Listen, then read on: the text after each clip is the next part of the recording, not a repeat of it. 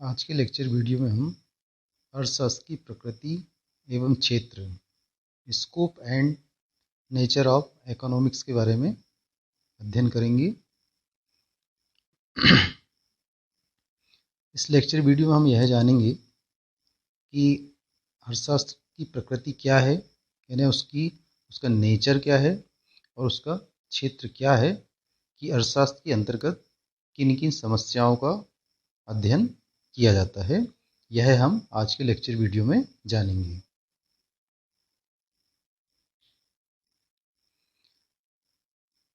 अर्थशास्त्र की प्रकृति और क्षेत्र के बारे में जो सभी इकोनॉमिस्ट हैं उनका मत एक जैसा नहीं है। प्रोफेसर कीन्स ने कहा है कि अर्थशास्त्र के क्षेत्र के अंतर्गत निम्न 3 महत्वपूर्ण बातों का ध्यान दिया जाना चाहिए। नंबर 1, अर्थशास्त्र की विषय सामग्री, subject matter of economics. Number 2, अर्थशास्त्र की प्रकृति या स्वभाव, अर्थात अर्थशास्त्र कला है अथवा विज्ञान या दोनों हैं, नेचर ऑफ इकोनॉमिक्स। और थर्ड पॉइंट है अर्थशास्त्र की सीमाएं, लिमिटेशंस ऑफ इकोनॉमिक्स। तो ये 3 बातें इकोनॉमिक्स की क्षेत्र के संबंध में होना चाहिए, ऐसा प्रोफेसर कीन्स ने कहा है।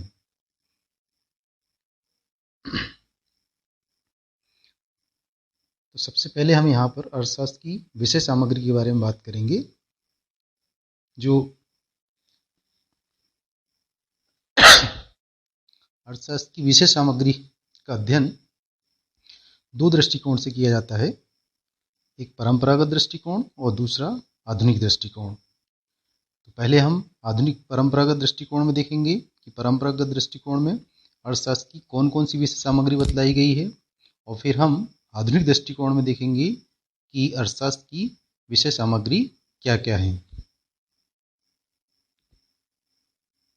तो यहाँ पर हम अभी परंपरागत दृष्टिकोण के अंतर्गत समझेंगे कि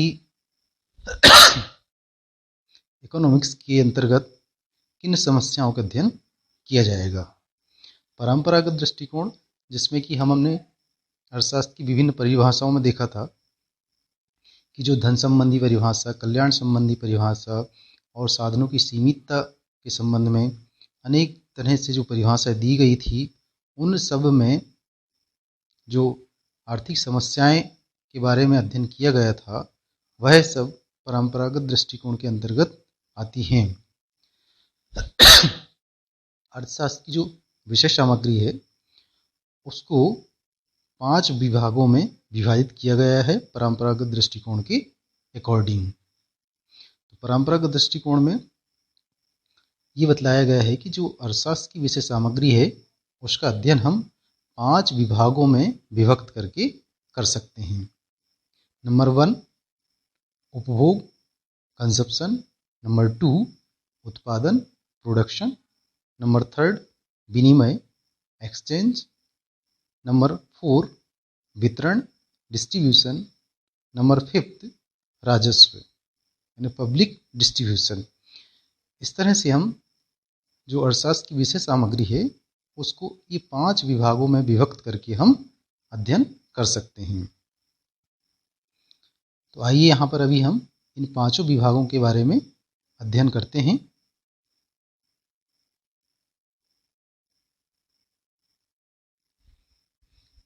नंबर 1, उपभोग, कंजप्शन। इसके अंतर्गत मनुष्य के द्वारा वस्तु और सेवाओं के प्रयोग से अपनी जो विभिन्न आवश्यकताओं की संतुष्टि की जो प्रक्रिया है और उससे संबंधित जितने भी नियम, सिद्धांत बने हुए हैं उनका अध्ययन किया जाता है। जैसे उपयोगिता से संबंधित जितने भी नियम बने हुए हैं, सिद्धांत बने हुए हैं, उनका अध्ययन हम उपभोग विभाग के अंतर्गत, कंजप्शन डिपार्टमेंट के अंतर्गत करते हैं। नंबर 2, उत्पादन, प्रोडक्शन। इसके अंतर्गत जो उत्पत्ति के विभिन्न साधन हैं, जैसे भूमि, पूंजी, श्रम, साहस और संगठन, इन साधनों को उत्पत्ति में, ये साधन जो हैं किसी वस्तु के उत्पादन करने में ये साधन एक महत्वपूर्ण भूमिका निभाते हैं। तो इन संसाधनों को उत्पत्ति का कितना हिस्सा इनको डिस्ट्रीब्यूट किया जाए, इसके भी कई सारे नियम हैं। उन नियमों और सिद्धांतों का अध्ययन हम उत्पादन प्रोडक्शन डिपार्टमेंट के अंतर्गत करते हैं। नंबर 3, विनिमय। विनिमय जो है, विनिमय का एक खास उद्देश्य जो होता है वह ये होता है कि कम उपयोगी वस्तु के स्थान पर अधिक उपयोगी वस्तु की अदला बदली करना, ये विनिमय का एक उद्देश्य होता है। और जो विनिमय किया जाता है ये स्वतंत्रता पूर्वक भी होता है, ऐच्छिक भी होता है, और कुछ विनिमय जो होता है वह वैधानिक होता है, यानी कुछ विनिमय ऐसे होते हैं जिनके पीछे कानूनी शक्ति लगी हुई होती है। तो विनिमय में मूल समस्या जो है मूल्य निर्धारण की होती है। इसके अतिरिक्त हम देखें तो मुद्रा, साख, बैंकिंग और व्यापार आदि से संबंधित जो क्रियाएं होती है उसका अध्ययन हम एक्सचेंज डिपार्टमेंट के अंतर्गत करते हैं। नंबर 4, वितरण, डिस्ट्रीब्यूशन। तो आधुनिक युग में उत्पादन के जो विभिन्न साधन हैं, इन सबके संयुक्त रूप से ही किसी वस्तु का उत्पादन होता है। तो इन साधनों के मध्य में उत्पादन का कितना कितना हिस्सा और किस प्रकार से वितरण किया जाएगा, इन सभी समस्याओं का और सिद्धांतों का अध्ययन हम वितरण विभाग के अंतर्गत करते हैं। नंबर 5, राजस्व, पब्लिक फाइनेंस।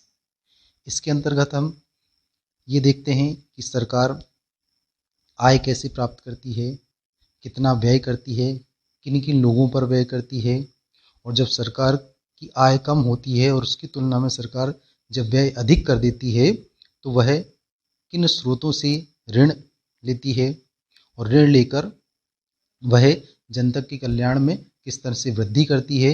इन सब समस्याओं और सिद्धांतों के बारे में हम राजस्व विभाग के अंतर्गत अध्ययन करते हैं।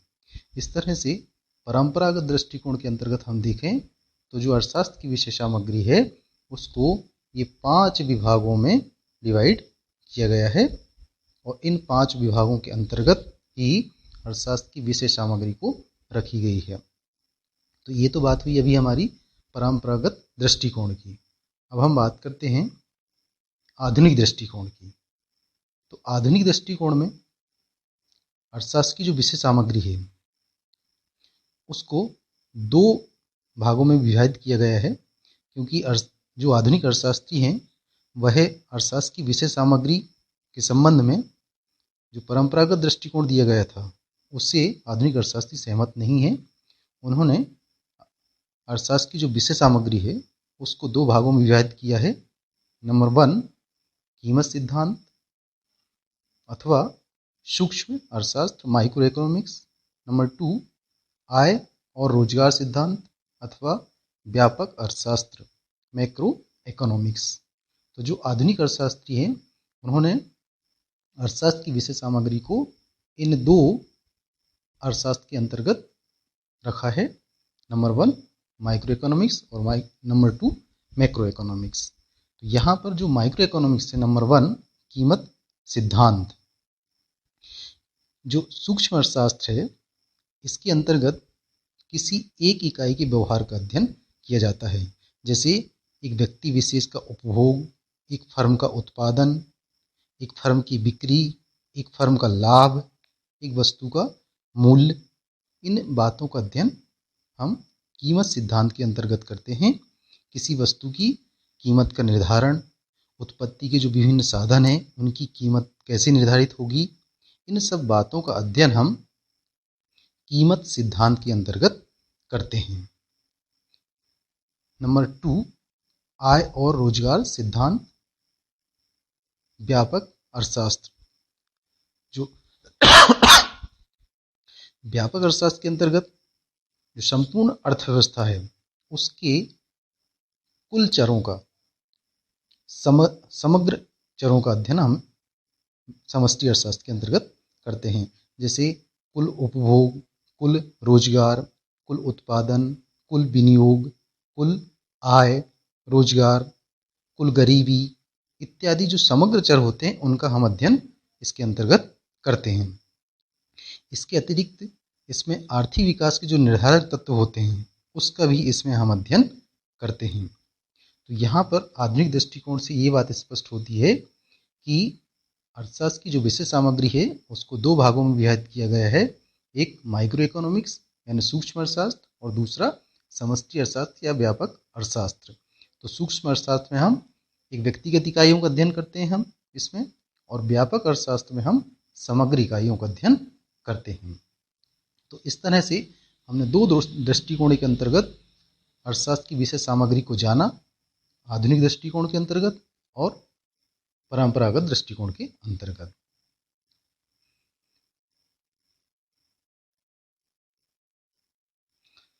अब हम अर्थशास्त्र के स्वभाव की बात करते हैं, नेचर ऑफ इकोनॉमिक्स का, कि अर्थशास्त्र के स्वभाव में हम इस बात का अध्ययन करेंगे कि अर्थशास्त्र एक विज्ञान है या कला है या फिर ये दोनों हैं। और यदि अर्थशास्त्र मान लीजिए कि विज्ञान है तो किस तरह का विज्ञान है, वास्तविक विज्ञान है या फिर आदर्श विज्ञान। तो इन बातों का अध्ययन हम अर्थशास्त्र के स्वभाव के अंतर्गत करेंगे, अभी नेचर ऑफ इकोनॉमिक्स के अंतर्गत करेंगे। तो हम यहाँ पर सबसे पहले ये मान के चलते हैं कि अर्थशास्त्र का स्वभाव जो है वह विज्ञान की प्रकृति का है। तो हमें सबसे पहले विज्ञान का अर्थ समझना होगा कि विज्ञान क्या होता है। तो यहाँ पर हम सबसे पहले मीनिंग ऑफ इकोनॉमिक्स को जानेंगे। तो विज्ञान से आशय ज्ञान की उस क्रमबद्ध अध्ययन से है जो कारण और परिणाम के संबंध की व्याख्या करता है। विज्ञान के अंतर्गत घटनाओं के कारण और परिणाम के संबंध के आधार पर सिद्धांतों का प्रतिपादन किया जाता है और इन सिद्धांतों के आधार पर भावी अनुमान लगाए जाते हैं। उसे हम क्या कहते हैं, विज्ञान कहते हैं। तो विज्ञान में क्या किया जाता है, किसी भी विषय का क्रमबद्ध अध्ययन किया जाता है और जो कि कारण और परिणाम की संबंध की विवेचना करता है, और इस कारण और परिणाम के आधार पर नियम बनाए जाते हैं, सिद्धांत बनाए जाते हैं, और इन्हीं सिद्धांतों के आधार पर भविष्य का अनुमान लगाया जाता है। उसको हम विज्ञान कहते हैं। विज्ञान की पोइनकेयर ने परिभाषा दिया है। पोइनकेयर के शब्दों में हम समझते हैं विज्ञान को, विज्ञान तत्वों द्वारा निर्मित होता है जिस प्रकार की एक मकान ईंटों द्वारा निर्मित होता है, परंतु तथ्यों को एकत्रित करना मात्र उसी प्रकार से विज्ञान नहीं है जिस प्रकार से एक ईंट का ढेर मकान नहीं है। तो पोइनकेयर ने कहा है कि जो विज्ञान होता है वह तथ्यों द्वारा निर्मित होता है। जिस तरह से एक मकान जो होता है ईंटों के द्वारा निर्मित होता है, हम यदि एक ईंट को हम मकान नहीं कह सकते हैं, क्योंकि मकान जो बनता है वो बहुत सारी ईंटों से मिलकर मकान बनता है। इसी तरह से विज्ञान जो है वह कोई एक तत्व के द्वारा नहीं, बल्कि बहुत सारे तत्वों का संग्रह होता है, बहुत सारे तत्वों से मिलकर विज्ञान बनता है। तो यहाँ पर अभी हमने विज्ञान का अर्थ समझा। अब जो अभी हमने विज्ञान की परिभाषा समझा, उस परिभाषा के अकॉर्डिंग हम देखें तो विज्ञान में निम्नलिखित 4 बातों का होना आवश्यक है। नंबर 1, तथ्यों को एकत्रित करना। नंबर 2, तथ्यों को मापने का प्रयत्न करना, यानी कोई ना कोई मेजरमेंट हो जिससे हम तथ्यों को माप सकें। नंबर 3, क्रमबद्ध अध्ययन करना, यानी जिस समस्या का या जिस ज्ञान का हम अध्ययन कर रहे हैं उसका क्रमबद्ध अध्ययन करना। नंबर 4, नियमों की सार्वभौमिक सत्यता जांचना, यानी जो नियम बने हुए हैं उसे हम देश काल या किसी भी वातावरण में उसकी सत्यता की जांच कर सकें। ये 4 बातें विज्ञान में होना आवश्यक होता है।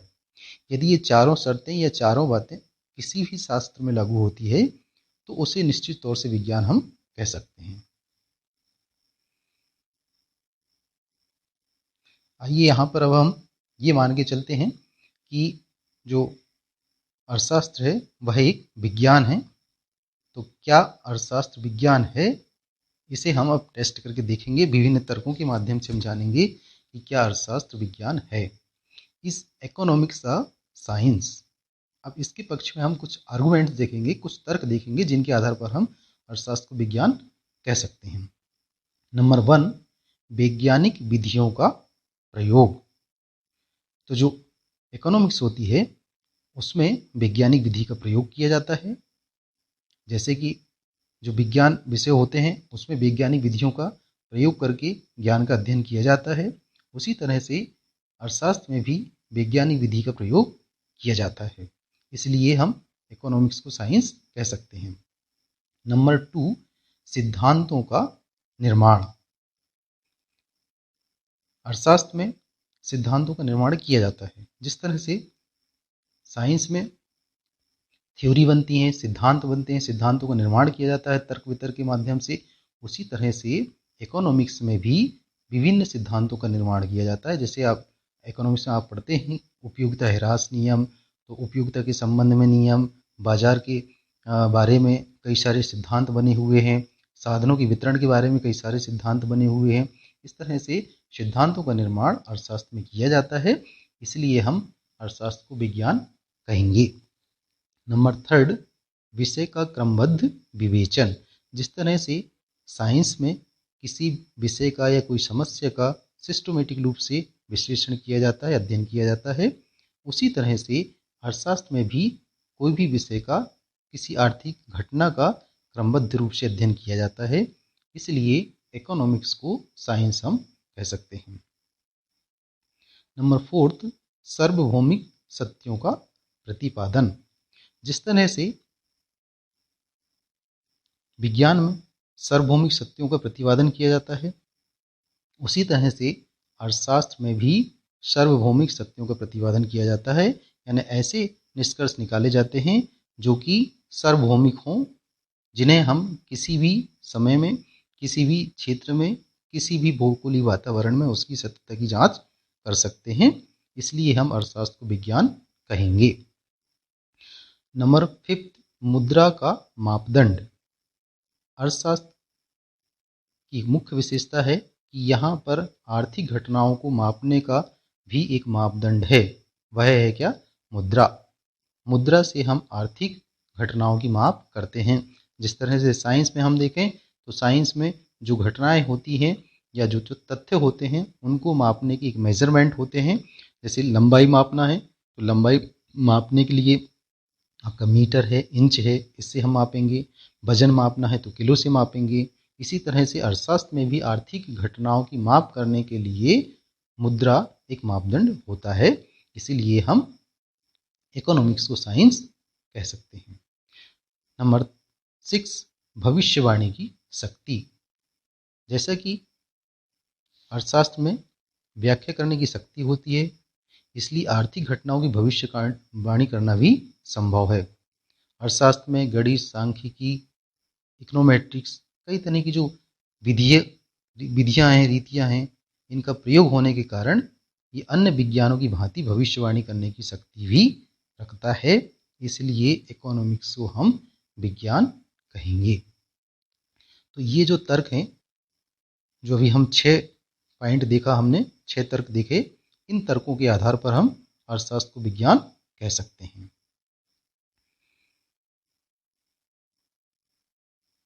अब अर्थशास्त्र को विज्ञान मानने के विपक्ष में तर्क। कुछ विद्वान जो हैं अर्थशास्त्र को विज्ञान मानने के पक्ष में नहीं हैं, वह ये मानते हैं कि अर्थशास्त्र विज्ञान नहीं है, और भी अपने समर्थन में कुछ इस तरह के तर्क प्रस्तुत करते हैं। नंबर 1, अर्थशास्त्रियों के विचारों में मतभेद है, भिन्नता है। अर्थशास्त्रियों के विचारों में इतनी मत भिन्नता पाई जाती है कि इनको विज्ञान कहा जाना उचित नहीं है, क्योंकि प्रत्येक विज्ञान के लिए ये आवश्यक है कि जितने भी विचारक हैं, जितने भी विद्वान लोग हैं, इनके विचारों में एक रूपता होना आवश्यक है। लेकिन अर्थशास्त्र में हम देखें तो अर्थशास्त्र तो कई तरह के जो अर्थशास्त्री हैं उनके विचारों में मतभेद है, इसलिए हम अर्थशास्त्र को विज्ञान नहीं कह सकते हैं। नंबर 2, विज्ञान जैसे निश्चित नियमों का प्रतिपादन ना कर पाना। जिस तरह के जो निश्चित नियम साइंस में प्रतिपादित किए जाते हैं, जो कि अटल सत्य होते हैं, उनमें कोई चेंज नहीं होता है, उस तरह के नियम सिद्धांत का प्रतिपादन इकोनॉमिक्स में नहीं किया जाता है, क्योंकि इकोनॉमिक्स में हम मनुष्य की आर्थिक घटनाओं का अध्ययन करते हैं और मनुष्य के व्यवहार जो है दिन प्रतिदिन क्षण प्रति क्षण परिवर्तित होते हैं। इसलिए इसमें इकोनॉमिक्स में कोई निश्चित जो नियम है उसका प्रतिपादन नहीं किया जा सकता है। इसलिए अर्थशास्त्र को विज्ञान नहीं कहा जा सकता है, ऐसा कुछ अर्थशास्त्रियों का कहना है। नंबर 3, आंकड़े परिवर्तनशील हैं। अब इकोनॉमिक्स में जिन आंकड़ों के आधार पर भविष्यवाणी की जाती है, रिजल्ट निकाले जाते हैं, वो आंकड़े परिवर्तनशील होते हैं। यानी समय और देश काल वातावरण के आधार पर आंकड़े परिवर्तित हो जाते हैं। आज मृत्यु दर के आंकड़े कुछ और हैं, कल और कुछ हो सकते हैं, आने वाले समय में कुछ और हो सकते हैं। आज राष्ट्रीय आय कुछ और, जो आंकड़ा राष्ट्रीय आय का जो आंकड़ा है वह कल परिवर्तित हो सकता है। तो इस तरह से अर्थशास्त्र में जिन आंकड़ों के आधार पर भविष्यवाणी की जाती है वह आंकड़े स्वयं परिवर्तनशील होते हैं, इसलिए इकोनॉमिक्स को साइंस नहीं कहा जा सकता है। नंबर 4, मुद्रा का मापदंड शुद्ध ना होना। मुद्रा आर्थिक घटनाओं की माप का एक मापदंड है। मुद्रा के द्वारा अर्थशास्त्र में आर्थिक घटनाओं की माप की जाती है, लेकिन मुद्रा जो है स्वयं एक शुद्ध मापदंड नहीं है। जिस तरह से इकोनॉमिक्स में हर तथ्य को मापने की एक शुद्ध मेजरमेंट है, उस तरह की मेजरमेंट इकोनॉमिक्स में मुद्रा नहीं है, क्योंकि मुद्रा को कई सारे तत्व जो हैं प्रभावित करते हैं। इसलिए मुद्रा को हम शुद्ध मापदंड नहीं कह सकते हैं। इन तर्कों के आधार पर हम ये कह सकते हैं कि अर्थशास्त्र को विज्ञान नहीं माना जा सकता है।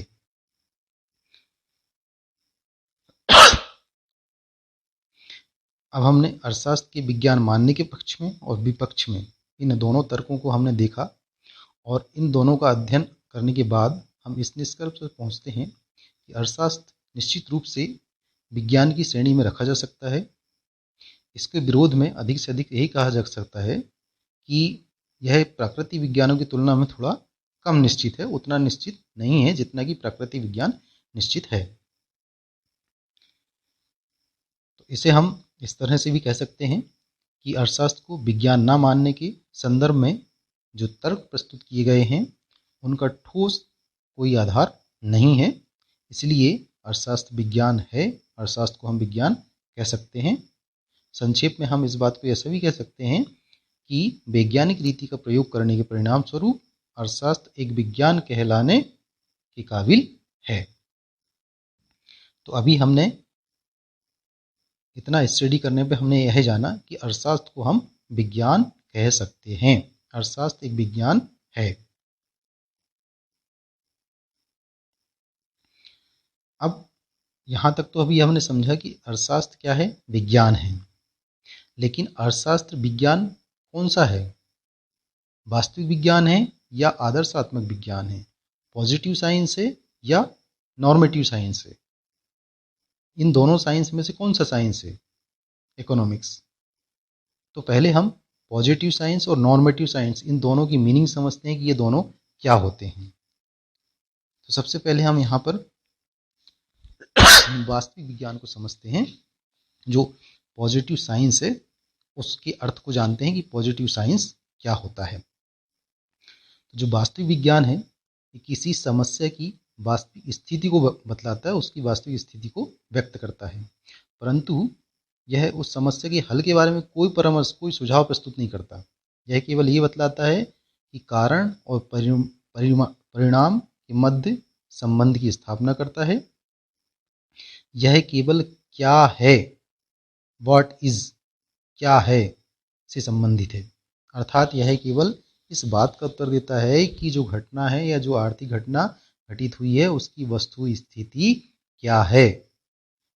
पॉजिटिव साइंस या वास्तविक विज्ञान ये नहीं बतलाता है कि ये जो घटना है ये घटना क्या होना चाहिए, ये घटना अच्छी है या बुरी है, यह वास्तविक विज्ञान नहीं बतलाता है। पॉजिटिव साइंस ये बात नहीं बतलाती है। अब बात करते हैं हम नॉर्मेटिव साइंस की, आदर्शात्मक विज्ञान की बात करते हैं। तो जो आदर्शात्मक विज्ञान होता है इसका संबंध जो होता है वह क्या होना चाहिए, व्हाट आउट टू बी, क्या होना चाहिए से संबंधित होता है। अर्थात यह इस बात का उत्तर देता है कि वस्तु स्थिति क्या होनी चाहिए। इस प्रकार आदर्शात्मक विज्ञान के रूप में अर्थशास्त्र आर्थिक क्रियाओं की अच्छाई बुराई या उसका औचित्य के बारे में वो बतलाता है। नॉर्मेटिव साइंस, तो यहाँ पर हमने जाना कि जो वास्तविक विज्ञान है, पॉजिटिव साइंस है, वह घटना क्या है उसकी वस्तु स्थिति को बतलाता है, और जो आदर्शात्मक विज्ञान है, नॉर्मेटिव साइंस है, वह घटना क्या होना चाहिए, घटना क्या है वो तो बतलाएगा, साथ ही वह घटना और क्या होना चाहिए उस संबंध में भी आदर्शात्मक विज्ञान बतलाता है। अब अर्थशास्त्र वास्तविक विज्ञान है अथवा आदर्शात्मक विज्ञान, इस पर अर्थशास्त्रियों के जो मत हैं वह विभिन्न मत हैं, मतों में एक मत नहीं है। जो तो अर्थशास्त्र को एक विशुद्ध वास्तविक विज्ञान माना है किन्होंने, प्रोफेसर रिकार्डो, JBC मिल और सीनियर, इन अर्थशास्त्रियों ने अर्थशास्त्र को एक वास्तविक विज्ञान माना है। जबकि जो जर्मन संप्रदाय के अर्थशास्त्री हैं उन्होंने अर्थशास्त्र को आदर्शात्मक विज्ञान माना है। तो इसी तरह से अलग अलग संप्रदाय के जो अर्थशास्त्री हैं वह अर्थशास्त्र को अलग अलग रूपों में देखते हैं, कुछ वास्तविक विज्ञान मानते हैं और कुछ आदर्शात्मक विज्ञान इसको मानते हैं। अब यहाँ पर हम अर्थशास्त्र के वास्तविक विज्ञान होने के पक्ष में तर्क देखेंगे कि अर्थशास्त्र एक वास्तविक विज्ञान है। तो उसके पीछे नंबर 1 तर्क जो है वह ये कहता है कि अर्थशास्त्र का जो तार्किक आधार होता है, अन्य विज्ञानों की भांति अर्थशास्त्र भी तर्कशास्त्र है, ये तर्क वितर्क करता है। यदि हम इसे आदर्शात्मक विज्ञान मानेंगे तो यह भावनाओं पर आधारित हो जाएगा। इसलिए अर्थशास्त्र की जो वैज्ञानिक नींव है वह तभी मजबूत होगी जबकि उसे वास्तविक विज्ञान मानकर आदर्शों से दूर उसको रखा जाए। नंबर 2 कि अर्थशास्त्र के विकास हेतु वाद विवाद के पक्ष से दूर रहकर इसे विशुद्ध विज्ञान माना जाना चाहिए। जब हम क्या है से संबंधित खोज के बारे में अध्ययन करते हैं तो मत विभेद की संभावना बहुत कम होती है, परंतु जब हम ये बात करते हैं कि क्या होना चाहिए, यानी नॉर्मेटिव साइंस की बात करते हैं, तो वाद विवाद और ज़्यादा बढ़ जाते हैं, जो किसी भी विषय को उलझा कर रख देते हैं, कई तरह की समस्या उत्पन्न कर देते हैं। अतः अर्थशास्त्र के विकास के लिए ये आवश्यक बात है कि इस वाद विवाद को दूर रखा जाए और इसे केवल विशुद्ध वास्तविक विज्ञान माना जाए।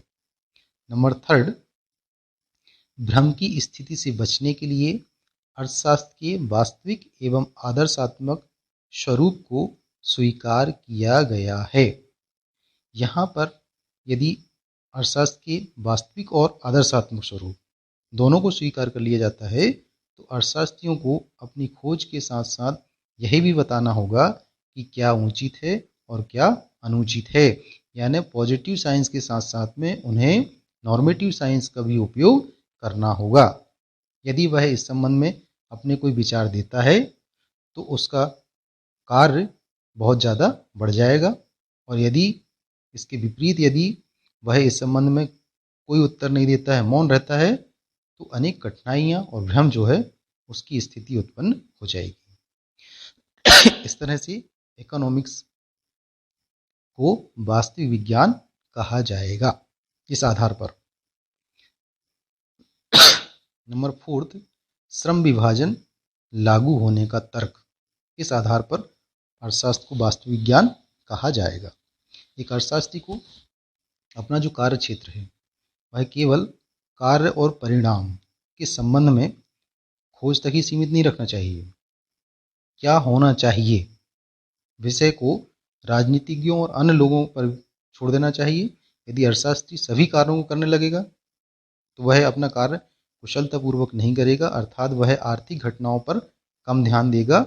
इसलिए उसको क्या होना चाहिए, यानी नॉर्मेटिव साइंस की जो ज़्यादातर क्रियाएं हैं उसको दूसरे जो विचारक हैं, जो राजनीतिक विचारक हैं या जो अन्य और विचारक हैं, उन पर उसे छोड़ देना चाहिए।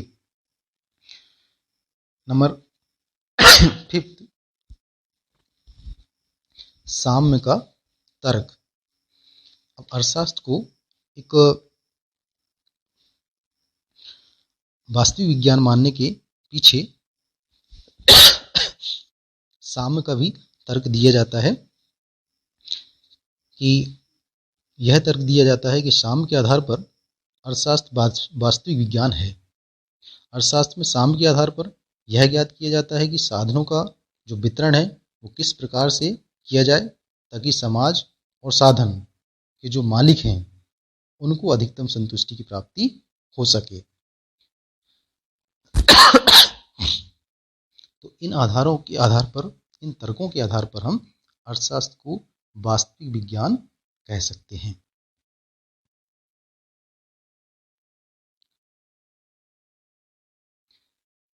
अब यहाँ पर हम अर्थशास्त्र के आदर्शवादी पहलू के पक्ष में तर्क देखेंगे कि अर्थशास्त्र जो है एक आदर्शात्मक नॉर्मेटिव साइंस है। इसको खासतौर से जो फ्रेजर, हेंडरसन, कैनन और हार्ट्रे, ये जो अर्थशास्त्री हैं, इन्होंने अर्थशास्त्र को आदर्शवादी विज्ञान कहा है और उसके पीछे उन्होंने तर्क दिया है। जो हमारे भारत देश के गांधी जी, महात्मा गांधी, उन्होंने भी अर्थशास्त्र को आदर्श विज्ञान मानते हुए कहा है कि वह अर्थशास्त्र जो नैतिक और भावनात्मक तत्वों की उपेक्षा करता है, मधुमक्खी के छत्ते के समान है, जो जीवित होते हुए भी उसमें सचेत मांस और जीवन की कमी है। गांधी जी ये कहते हैं कि अर्थशास्त्र भी जो है वह एक आदर्श विज्ञान है, क्योंकि यदि आदर्श विज्ञान नैतिक और भावनात्मक इन तत्वों की उपेक्षा करता है तो वह एक मधुमक्खी का जो छत्ता होता है उसके समान हो जाएगा कि वह जीवित तो है, उसमें सचेत मांस और जीवन की कमी है। कि भाई वो मधुमक्खी के छत्ते की तरह है कि भाई वो जीवित तो है लेकिन उसमें जो सचेत मांस और जीवन होना चाहिए उसकी कमी है। तो इस तरह से महात्मा गांधी ने भी कहा है कि अर्थशास्त्र जो है एक आदर्श विज्ञान है। तो जो फ्रेजर, हेंडरसन और कैनन हार्ट्रे अर्थशास्त्री की हम बात कर रहे थे, जिन्होंने कि अर्थशास्त्र को आदर्शवादी विज्ञान कहा है, उन्होंने अर्थशास्त्र को आदर्शवादी विज्ञान होने के पक्ष में तर्क दिया है कि नंबर 1, मनुष्य तार्किक एवं भावुक होता है। अर्थशास्त्र की विषय वस्तु जड़ पदार्थ ना होकर मनुष्य है। जैसे कि जो प्राकृतिक विज्ञान होते हैं उनकी विषय वस्तु जड़ पदार्थ होता है, लेकिन अर्थशास्त्र की विषय सामग्री क्या होती है? मनुष्य होते हैं, लोग होते हैं, समाज में रहने वाले लोग होते हैं। मनुष्य तार्किक होने के साथ साथ भावुक भी होते हैं, दया, प्रेम, क्रोध ये सब मनुष्य में होता है। इसलिए अर्थशास्त्र का जो वैज्ञानिक होने के साथ साथ आदर्शात्मक भी होना आवश्यक होता है। ऐसा फ्रेजर, हेंडरसन, कैनन और हार्ट्रे ये अर्थशास्त्री मानते हैं। नंबर 2, श्रम विभाजन का तर्क गलत है। श्रम विभाजन की दृष्टि से यह गलत है कि अर्थशास्त्री को केवल कारण और परिणाम में संबंध बताने का काम करना चाहिए और निर्णय देने का कार्य जो है राजनीतिज्ञ या जो अन्य व्यक्ति है उस पर छोड़ देना चाहिए। ऐसा करने पर क्या होगा कि जो श्रम है उसका बेवजह खर्च होगा, अपव्यय होगा, क्योंकि निर्णय देने के लिए भी पुनः कार्य और परिणाम के संबंध में पुनः विचार किया जाएगा, पुनः उसको समझा जाएगा और फिर उस संबंध में निर्णय दिया जाएगा। विषय का उचित निर्णय देने का कार्य जो है अर्थशास्त्री कहीं अच्छा तरीके से कर सकता है, इसलिए श्रम विभाजन का तर्क को इन्होंने गलत माना है। नंबर 3, सामाजिक उन्नति का उद्देश्य। यदि अर्थशास्त्री को सामाजिक उन्नति के उद्देश्य कार्य करना है तो उसे आदर्शात्मक पहलू को मानना पड़ेगा, उसका सहारा उसको लेना आवश्यक होगा। अर्थशास्त्र एक सामाजिक विज्ञान है, इसलिए आवश्यक है कि समाज के कल्याण के संबंध में नीतिगत सुझाव प्रस्तुत करें और अर्थशास्त्र एक नीरस विषय न बनकर रह जाए। इसलिए समाज की उन्नति का उद्देश्य अर्थशास्त्र का प्रथम होना आवश्यक है। नंबर 4, अर्थशास्त्र को मानव कल्याण से अलग नहीं रखा जा सकता है। अर्थशास्त्र चूंकि एक मानव विज्ञान है, हम ये सब पढ़ते हैं, जानते हैं, इसलिए ये आवश्यक है कि वह मानव कल्याण की वृद्धि की दृष्टि से निर्णय लें, सुझाव करें और अगर कोई गलत नीति या पॉलिसी आती है तो उसकी निंदा करें। समाज की आर्थिक समस्याओं का हल ढूंढें, निराकरण निकालें। केवल वास्तविक विज्ञान मानने पर अर्थशास्त्र क्या होगा, एक अरुचिकर विषय, समाज का कल्याण नहीं करने वाला विषय बनकर रह जाएगा। नंबर 5, आर्थिक नियोजन का प्रयोग। आधुनिक समय में आर्थिक नियोजन का प्रयोग निरंतर बढ़ते जा रहा है। यह इसके आदर्शात्मक पहलू के महत्व को सिद्ध करता है, इसलिए आर्थिक नियोजन का इसमें प्रयोग किया जाता है। इस आधार पर भी हम अर्थशास्त्र को आदर्श विज्ञान कह सकते हैं। तो अभी हमने जाना कि अर्थशास्त्र वास्तविक विज्ञान है और फिर उसमें हमने ये भी जाना उसके बाद कि अर्थशास्त्र जो है आदर्शात्मक विज्ञान है। तो हम इन दोनों तर्कों को जानने के बाद हम इस निष्कर्ष पे पहुंचते हैं कि अर्थशास्त्र वास्तविक विज्ञान होने के साथ साथ आदर्शात्मक विज्ञान भी है। अर्थशास्त्र का कार्य केवल खोज करना ही ना होकर जो नीति हैं, जो पॉलिसी हैं, जो नियम सिद्धांत हैं, अगर वह समाज के कल्याण करने वाले हैं तो उनका समर्थन करना है, और यदि वह समाज के कल्याण करने वाले नहीं है, इससे समाज की जो उपयोगिता है उसमें कमी आएगी, तो उसका निंदा करना भी आवश्यक है।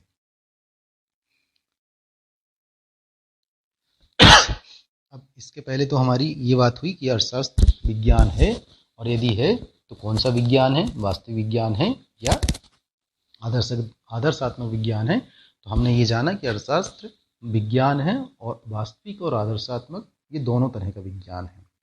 अब हम ये जानेंगे कि क्या अर्थशास्त्र कला है। Is economics an art. अर्थशास्त्र को विज्ञान मानने के उपरांत प्रश्न ये उठता है कि क्या अर्थशास्त्र कला है या कला नहीं है, ये प्रश्न उठता है। तो कला की जब बात हम करते हैं तो सबसे पहले हमको कला का अर्थ जानना होगा कि कला क्या चीज़ होती है। मीनिंग ऑफ आर्ट, किसी कार्य को उत्तम तरीके से करना, सर्वोत्तम तरीके से करना, कुशल तरीके से करना, अच्छे तरीके से करना ही क्या कहलाती है, कला कहलाती है। प्रोफेसर कीन्स के अनुसार हम देखें तो उन्होंने कहा है कि कला ज्ञान की वह शाखा है जो निश्चित उद्देश्यों की पूर्ति के लिए सर्वश्रेष्ठ तरीका बतलाती है। आइए अब हम यहाँ पर कला होने के पक्ष में तर्क देखते हैं कि अर्थशास्त्र एक कला है। इसके पक्ष में हम तर्क देखते हैं, argument in favour of being an art. Number 1, अर्थशास्त्र कारण और परिणाम के संबंध की व्याख्या करता है। जो आर्थिक घटना है उसके कारणों और उनके परिणाम, इनके संबंध के बारे में अर्थशास्त्र व्याख्या करता है। जिस तरह इसलिए हम इकोनॉमिक्स को कला कह सकते हैं। नंबर 2, अर्थशास्त्र मानव कल्याण में वृद्धि के उपाय भी बतलाता है। क्योंकि अर्थशास्त्र एक सामाजिक विज्ञान है, कोई भी मानवीय विज्ञान जो होता है मानवीय आदर्शों के प्रति तटस्थ नहीं रहता है। जब वह मानवीय कल्याण की अध्ययन कर रहा है तो मानवीय आदर्शों के प्रति तटस्थ नहीं रहेगा।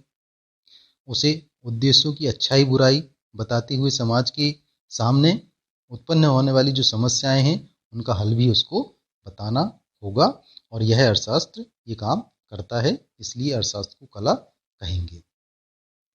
नंबर थर्ड, अनेक आर्थिक समस्याएं विशुद्ध आर्थिक होती हैं।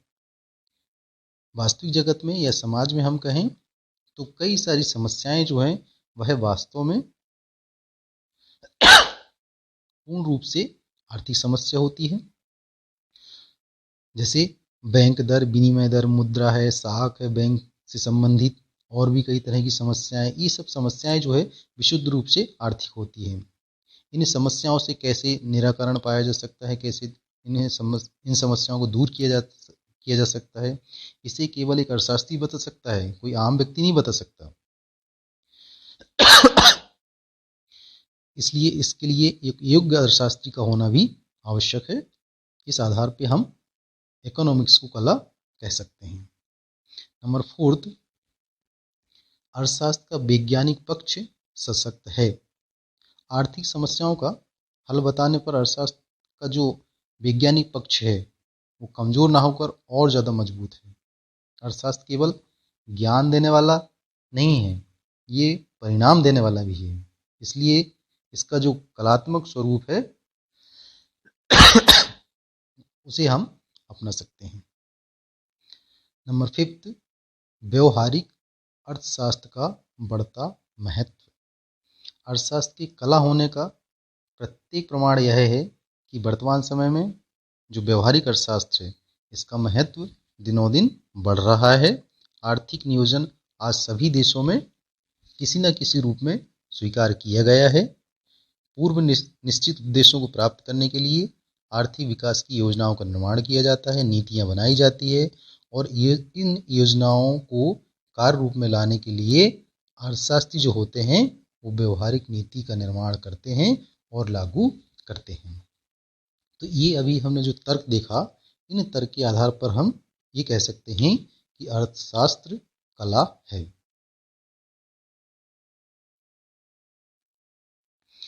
आइए अब कला होने के विपक्ष में तर्क देखते हैं। हम ये जानेंगे यहाँ पर कि अर्थशास्त्र कला नहीं है। कला होने के विपक्ष में तर्क देखेंगे। Argument against economics being an art.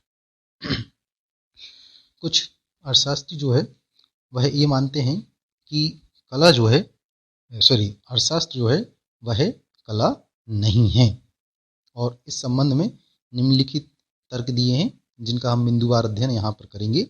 Number 1, वैज्ञानिक आधार के लिए आवश्यक है कि इसके उद्देश्यों को राजनीतिज्ञों और अन्य लोगों के द्वारा निर्धारित उद्देश्यों से अलग रखा जाए। कि भाई जो आर्थिक समस्याएं हैं उन समस्याओं के बारे में सोचने के लिए, विचार करने के लिए इकोनॉमिस्ट है, अर्थशास्त्री हैं।